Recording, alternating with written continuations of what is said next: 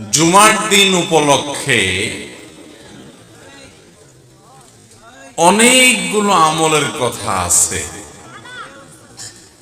আমরা যে খুব একটা আমল করি না এটার প্রমাণ কিন্তু আমি শুরুতে দিয়ে দিলাম, যে এত বড় মজমাতে অন্তত 100-200-300 হাত তো উঠার কথা আসছিল, যে হ্যাঁ জুমার দিনে 4-5টা আমল তো একটা না কই এলাতে মরম, কারণ যেতে আমল করবে হাতে তো করতে পারবে। তাহলে বোঝা গেছে আমল নাই, ওয়াজ শোনা মুসলমান শুধু। আজকে ওয়াজ টোয়াজ হবে না, আগে ওয়াদা করতে হবে আমি যে আমলগুলোর কথা বলবো এগুলো সারা জীবন করতে হবে। যে তারা নিয়ত করবেন সত্যি সত্যি নিয়ত, আল্লাহরে দেখে দেখে এখানে মিছা কথা বললে তো হবে না। কোরআন হাদিসের কথা শুনতে আসছেন, সত্য কথা বলবেন না ইনশাআল্লাহ। যারা আমল করবেন নিয়ত করতেছেন, আমি মাত্র 5টা আমলের কথা বলবো। অনেক আমল আছে জুমার দিনের, যেমন জুমার দিনের মেইন আমল, প্রধান আমলটা কি বলেন তো? জুমার নামাজ জামাতের সাথে পড়া পুরুষরা। এটা হলো জুমার দিনের কোন আমল? মেইন আমল। ওইটা আমি বলবো না, কারণ ওইটা আলহামদুলিল্লাহ আপনারা অনেকেই করেন। আমি এর বাইরে 5টা আমলের কথা বলবো ইনশাআল্লাহ। যারা আমল করবেন নিয়ত করতেছেন, এই 5টা আমল এগুলা করতে কোনো পয়সা কড়ি খরচ হবে না ইনশাআল্লাহ। পয়সা খরচ হলে আবার বাঙালি চিন্তা করে নিয়ত করব কি করব না, পয়সা লাগবে না, বিনা পয়সা করতে পারবেন, অনেক বেশি কষ্ট হবে না। যারা নিয়ত করবেন, যারা আমল করবেন নিয়ত করছেন, তারা একটু হাত তোলেন। আচ্ছা নামান। নাম্বার 1, জুমার দিন উপলক্ষে সবচেয়ে বেশি পরিমাণে যে আমলটা করতে হবে, পরিমাণে সবচাইতে বেশি করতে হবে, সেটা হলো দুরূদ শরীফের আমল। কিসের আমল? কারণ নবী করিম সাল্লাল্লাহু আলাইহি সাল্লাম বলেছেন, আকসিরু আলাইয়া মিনাস সালাতি মিন ইয়াউমিল জুমআতি ওয়া লাইলাতিল জুমআহ। তোমরা জুমার দিন এবং জুমার রাত, জুমার রাত হলো বৃহস্পতিবার দিবাগত রাত, অর্থাৎ বৃহস্পতিবার সূর্য অস্ত হয়ে গেছে, জুমার দিন শুরু। তো এই জুমার রাত এবং জুমার দিন এই উভয়টাতে তোমরা আমার প্রতি বেশি বেশি করে দুরূদ প্রেরণ করো, আমার জন্য আল্লাহর কাছে দোয়া পেশ করো। ফাইন্নাস সালাতাকুম মারুদাতুন আলাই, কারণ তোমরা যে দুরূদ পাঠ করো আমার জন্য, এটা আল্লাহর ফেরেশতারা আমার কাছে নিয়ে পেশ করে যে হে আল্লাহর রাসূল, পৃথিবীর অমুক দেশ অমুক প্রান্ত থেকে অমুকের ছেলে অমুক আপনার জন্য দুরূদ পেশ করেছে। এটা তোমাদের এই রিপোর্টটা আল্লাহর ফেরেশতা আমার কাছে বলে, উপস্থিত করে। এই জন্য তোমরা জুমার দিন আসলে বেশি বেশি করে দুরূদ পাঠ করবা। দুরূদ হলো নবী সাল্লাল্লাহু আলাইহি সাল্লামের জন্য দোয়া। ওনার জন্য আমাদের দোয়া করলে আমাদের লাভ।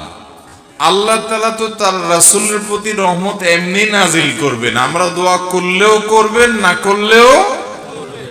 কিন্তু আমরা যদি দোয়া করি তাহলে সেক্ষেত্রে ওনার লাভ হোক না হোক আমাদের লাভ নিশ্চিত, নিজেদের লাভ নিশ্চিত। আল্লাহ তাআলা তার রাসূল সাল্লাল্লাহু আলাইহি সাল্লামকে অনেক ভালোবাসেন, অনেক মহব্বত করেন। তার নবীকে তিনি অনেক মহব্বত করেন দেখে তার নবী, তার জন্য কেউ দোয়া করলেও আল্লাহ তাআলা তার প্রতি রহমত নাজিল করে। আর শুধু রহমত নাজিল না, মান সাল্লা আলাইয়া মাররাতান সাল্লাল্লাহু আলাইহি আশারা। নবী সাল্লাল্লাহু আলাইহি সাল্লাম বলেছেন, যে ব্যক্তি আমার প্রতি একবার দুরূদ প্রেরণ করে, একবার নবীর জন্য দোয়া করে, আল্লাহ তাআলা ওই ব্যক্তির প্রতি 10 বার রহমত নাজিল করে। কয়বার রহমত নাজিল করে? রহমত নাজিলের মানে বুঝেন? 10 বার আল্লাহ অনুগ্রহ করেন, দয়া করেন আপনার জীবনে। এমন একটা মুসিবতে, এমন একটা জায়গা যেখানে আল্লাহর দয়া ছাড়া আপনার উপায় নাই, এরকম 10 বার আপনার জীবনে রহমত আল্লাহ তাআলা নাজিল করবেন, অবতীর্ণ করবেন। আপনার জন্য রহমত অনুগ্রহ আল্লাহ তাআলা করবেন যদি আপনি একবার দুরূদ পাঠ করেন। তাহলে প্রতি সপ্তাহে জুমার দিনে, জুমার রাতে যদি আপনি 100, 200, 300 বার, 1000 বার দুরূদ আপনি প্রেরণ করতে পারেন, তাহলে এই 10 বার আপনার গুণ করে আপনি হিসাব করেন যে কতবার আল্লাহ তাআলার রহমতের হকদার, ভাগীদার, পাওনাদার আপনি হয়ে যাবেন ইনশাআল্লাহ। অতএব জুমার দিনে দুরূদ বিশেষ করে পড়বো তো ইনশাআল্লাহ। দুরূদ পাঠের শ্রেষ্ঠ সিজনই হলো জুমার দিন। দুরূদ পাঠের শ্রেষ্ঠ সিজন কোনটা? জুমার দিন, জুমার রাত। এটা হলো দুরূদ পাঠের সবচেয়ে উত্তম মৌসুম এবং শ্রেষ্ঠ সিজন। চেষ্টা করবো তো আমল করার ইনশাআল্লাহ। এখন থেকে বৃহস্পতিবার সন্ধ্যা হলে শুক্রবার সন্ধ্যা পর্যন্ত দুরূদ সারা সপ্তাহ প্রতিদিনই কম বেশি পড়বেন। কিন্তু এই জুমার দিন যখন আসবে তখন দুরূদের পরিমাণ অনেক বেড়ে যাবে ইনশাআল্লাহ। সবাই চেষ্টা করব তো, আমল করবেন তো ইনশাআল্লাহ। এবং যাতে একে অন্যকে স্মরণ করে দিতে পারে সেজন্য পরিবারের সদস্যরা কোন এক ম্যাচে একসাথে আসেন, কোন এক জায়গায় একসাথে থেকে অন্যকে স্মরণ করে দিবেন যে ভাই জুমার দিন শুরু হয়ে গেছে। বৃহস্পতিবার সন্ধ্যা হওয়া মানে জুমার দিন শুরু হয়ে গেছে। অতএব কি আমল শুরু করো? দুরূদের আমল। দুরূদ পড়তে কি পয়সা খরচ হয় ভাই? অনেক বেশি কষ্ট হয়। দুরূদের মধ্যে সবচেয়ে শ্রেষ্ঠ দুরূদ হলো দুরূদ ইব্রাহিম। আল্লাহুম্মা সাল্লি আলা মুহাম্মাদ ওয়া আলা আলি মুহাম্মাদ কামা সাল্লাইতা আলা ইব্রাহিম ওয়া আলা আলি ইব্রাহিম ইন্নাকা হামিদুম মাজিদ। আল্লাহুম্মা বারিক আলা মুহাম্মাদ ওয়া আলা আলি মুহাম্মাদ কামা বারাকতা আলা ইব্রাহিম ওয়া আলা আলি ইব্রাহিম ইন্নাকা হামিদুম মাজিদ। পড়া যাবে না ইনশাআল্লাহ। এই দুরূদ ছাড়া অন্য যে কোনো দুরূদও পড়তে পারেন। সবচেয়ে সংক্ষিপ্ত দুরূদ সাল্লাল্লাহু আলাইহি ওয়াসাল্লাম পড়লেও চলবে। আল্লাহ তাআলা আমাদেরকে আমল করার তৌফিক দান করুন। তাহলে জুমার দিন উপলক্ষে একটা আমলের কথা জানলাম, সেটা হলো দুরূদ পাঠের আমল করব তো ইনশাআল্লাহ। নাম্বার 2, জুমার দিন ফজরের নামাজ পুরুষরা জামাতের সাথে পড়বেন। আর মহিলাদের আমল হলো বাসার পুরুষগুলার সবগুলার উঠে মসজিদের দিকে পাঠিয়ে দিবেন। এটা হলো জুমার দিনের ফজরের সময়ের আমল। নবী করিম সাল্লাল্লাহু আলাইহি সাল্লাম বলেছেন, আফদালুস সালাওয়াতি ইনদাল্লাহ সালাতুল ফজরি মাআল জামাআতি ইয়াউমাল জুমআহ।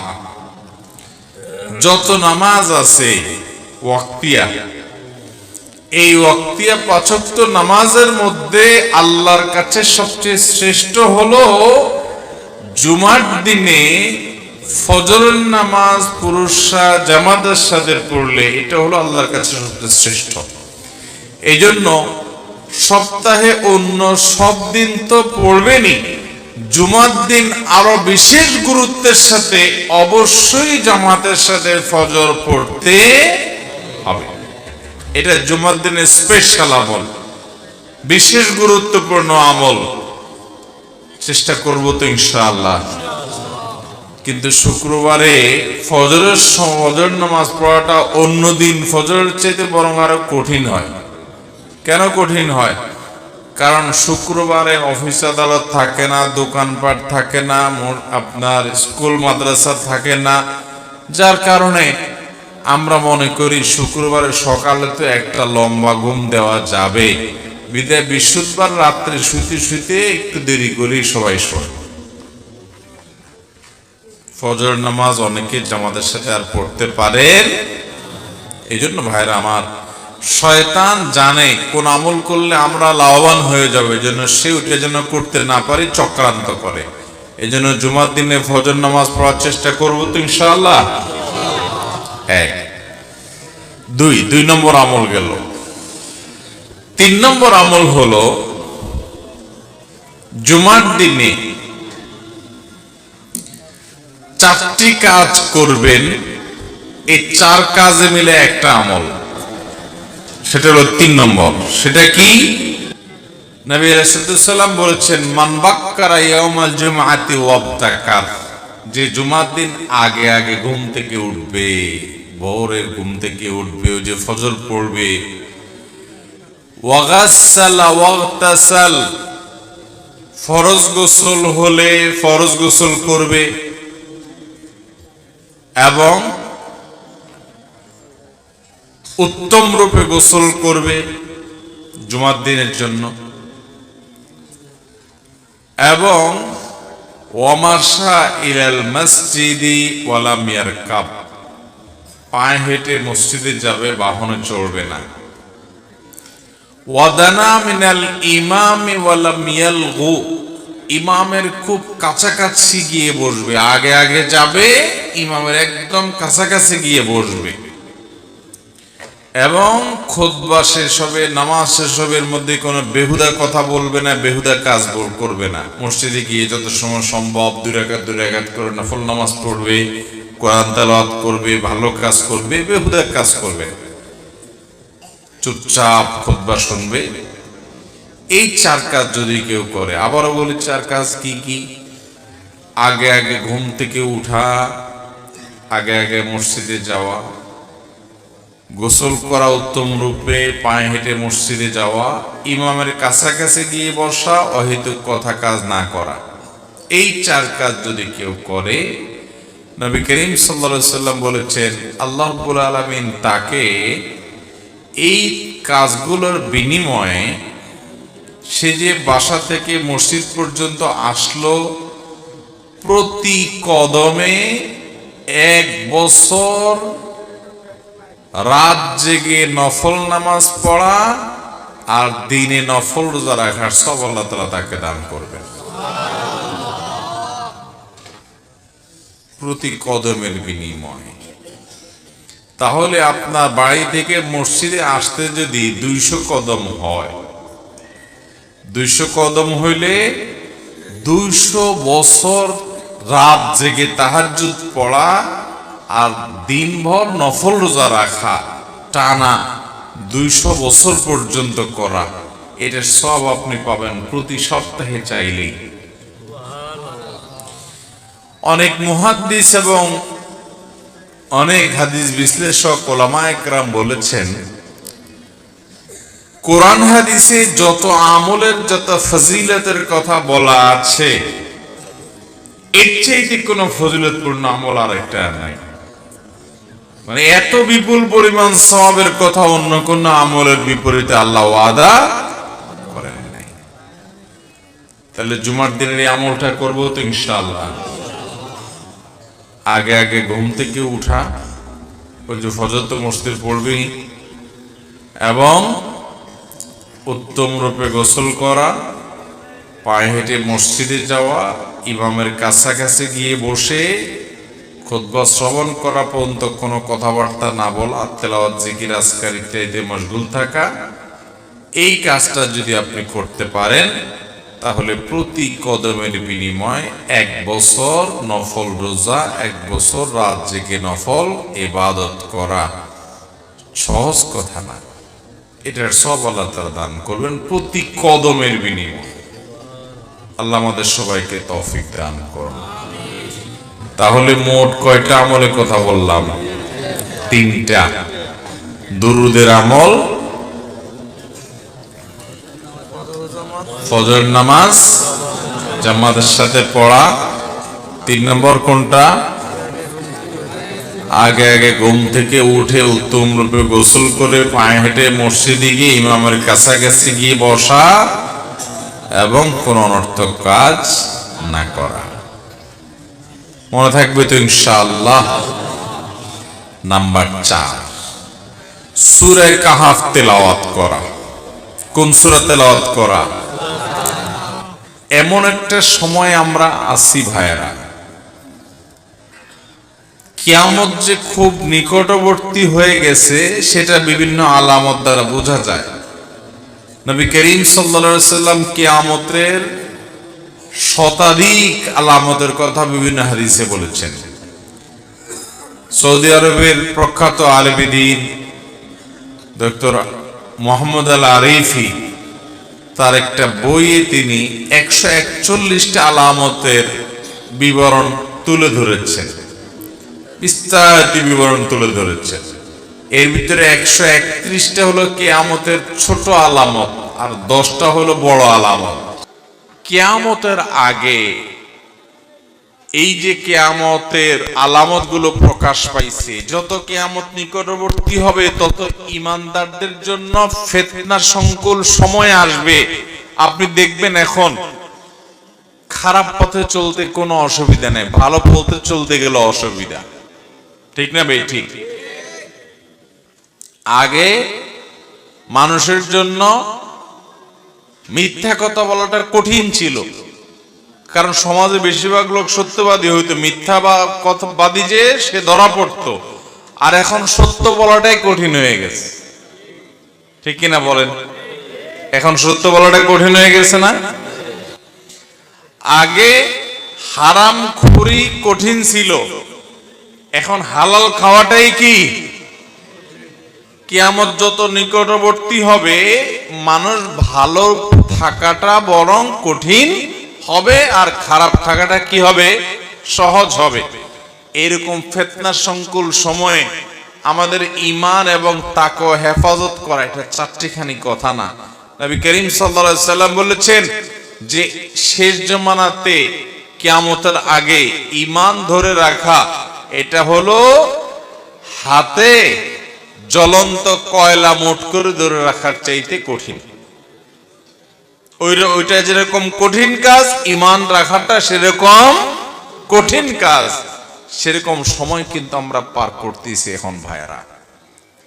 এইরকম সময়ে আল্লাহ তাআলা আমাদেরকে, আমাদের ঈমানকে, আমলকে, তাকওয়াকে ফিতনা মুক্ত রাখুন। আমরা চাই কি চাই না?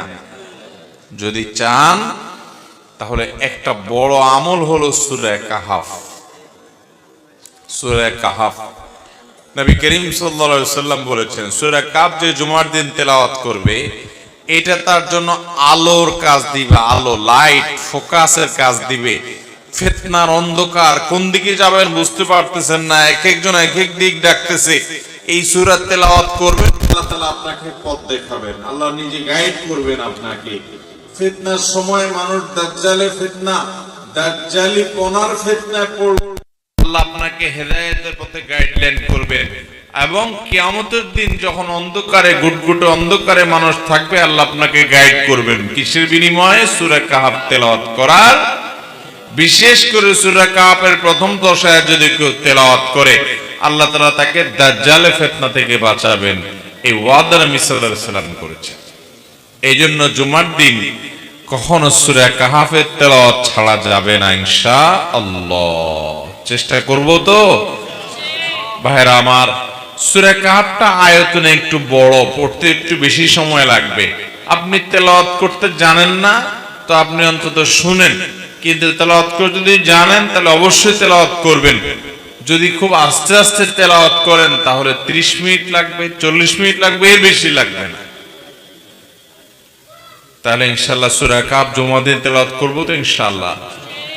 ফেসবুকের এই যুগে, ইউটিউবের এই যুগে আমাদের দিনদার ভাইরা যারা 5 ওয়াক্ত নামাজ পড়ার চেষ্টা করেন সে ভাইদেরও কোরআন তেলাওয়াত করা হয় না ভাই।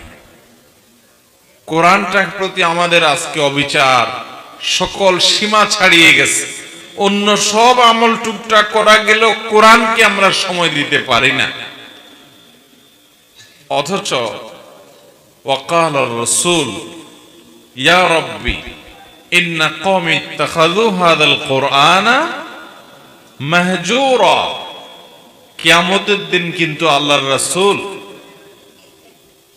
আল্লাহর সামনে নালিশ করবেন যে আল্লাহ, আমার জাতি এই কোরআনকে তারা পরিত্যাগ করছে, পরিহার করছে, কোরআনকে তারা অ্যাভয়েড করেছিল, এই কোরআনকে তারা সময় দেয় নাই, কোরআনের কথা তারা শুনে নাই, মানে নাই, ঈমান আনে নাই। এই নালিশ নবীজি আল্লাহর কাছে করবেন কোরআন পরিত্যাগকারীদের বিরুদ্ধে। অতএব কোরআন পরিত্যাগ এটা ভয়াবহ অপরাধ। কিন্তু আজ মুসলিম মিল্লাত গোটা দুনিয়াতে দেখবেন যে কোরআন পড়ার সময় আমাদের হাতে নেই। এর অন্যতম কারণ হলো স্মার্টফোন। এটা আমাদেরকে এত এঙ্গেজ করে ফেলছে যে কোরআন তেলাওয়াত করার সময় আমাদের হাতে। তো সপ্তাহের অন্য দিন আপনি তেলাওয়াত করতে পারেন বা না পারেন, যতটুকু করেন বা না করেন, অবশ্যই অবশ্যই আপনি সপ্তাহে জুমার দিন সূরা কাফটা তেলাওয়াত করেন, তাহলে অন্তত সারা সপ্তাহের কিছুটা হইলেও আপনি রসদ নিয়ে ফেলতে পারবেন। যদিও প্রতিদিনই তেলাওয়াত করা উচিত, চেষ্টা করবো তো ইনশাআল্লাহ সূরা কাফ তেলাওয়াত করতে। তাহলে কয়টা আমল গেল? কথা চারটা। প্রথমটা কি গেল? দুরূদ শরীফ। দ্বিতীয়টা ফজর নামাজ জামাতের সাথে পড়া। 3 নম্বরটা ঘুম থেকে আগে উঠে উত্তমভাবে গোসল করে পায়ে হেঁটে মসজিদে গিয়ে ইমামের কাছাকাছি গিয়ে বসে খুতবা শোনা, অনর্থক কাজ না করা। 4 নম্বর সূরা কাহফ তেলাওয়াত করা। মাশাআল্লাহ, আপনারা খুব মনোযোগ দিয়ে শুনছেন, দেখা গেছে আমল করবেন তো সবাই ইনশাআল্লাহ। 5 নম্বর হলো জুমার দিনে একটা সময় দোয়া কবুল হয়। নবী করিম সাল্লাল্লাহু আলাইহি সাল্লাম বলেছেন, জুমার দিনে একটা দোয়া বান্দার এটা কবুল হবে, এটা ফেরত দেয়া হবে না। এখন সেই দোয়াটা যে কোন সময়ের দোয়া, এটা হাদিসে নবী সাল্লাল্লাহু আলাইহি সাল্লাম বলেননি। মুহাদ্দিসগণ, হাদিস বিশারদগণ, হাদিস বিশ্লেষক উলামায়ে কেরাম গবেষণা করে বিভিন্ন রকমের সময় বের করেছেন। কেউ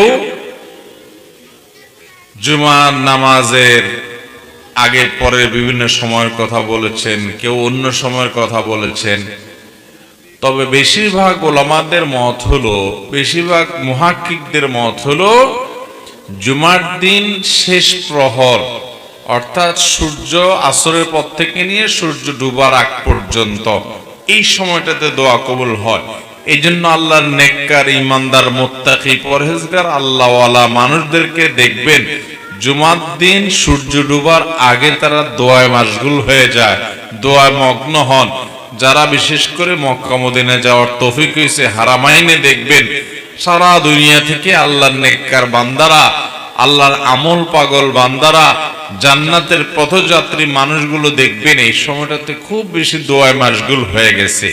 আমাদের দেশে বেশিরভাগ মানুষ আমরা জানি না, যার কারণে আমলটা আমাদের হয় না। জুমার দিন সারা দিন ভর আপনি দোয়া করবেন বেশি বেশি করে।